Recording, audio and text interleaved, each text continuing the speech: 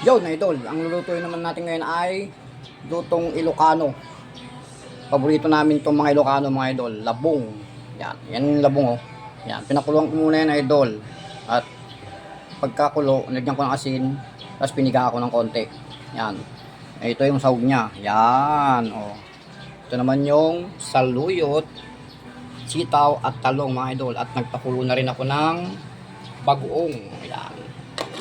Yun, mga idol, antayin na lang natin kumulo at ilalagay na natin ang pwede na rin pala natin ilagay ito, mga idol, para manuot ang lasa. Yun, mga idol. Pero tatanggalin pa rin natin mamaya yan. Ibabaw natin, mga idol, pampalasa lang. Ayun, mga idol, simpleng ano lang to, luto ng Ilocano, pero masarap din to, idol. Yan, pag ganyang kumukulo na, idol, tanggalin natin yung nilagay nating bangus. Dahan-dahan kasi medyo malambot na siya. Yan. And then, ilalagay na natin yung labong.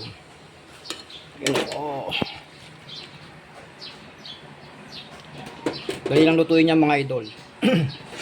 Kasi yung nakaraan nag-post ako ng ganito, hindi siya masyadong detalyado. Ito, detalyado na to, mga idol. Kitang-kita nyo na kung paano lutuin. So, naman natin yung saluyot. Samasamahin na natin, mga idol.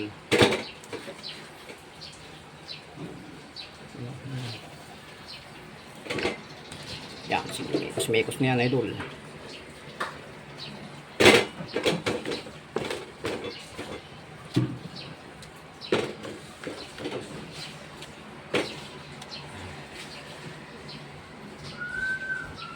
Ngayon lang magluto, mga idol, oh, ng paborito ng Ilocano, saluyot and labong. Lalaluin natin, mga idol. Sa magmekos-mekos yung labong at saka saluyot.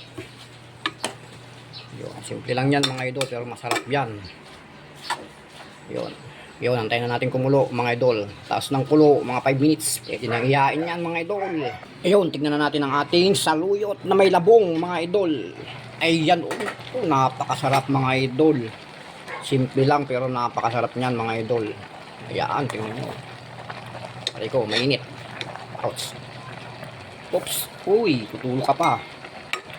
Kung tumulo, papakita ko sa aking mga followers kung paano magluto ng saluyot ng Ilocano. Yun.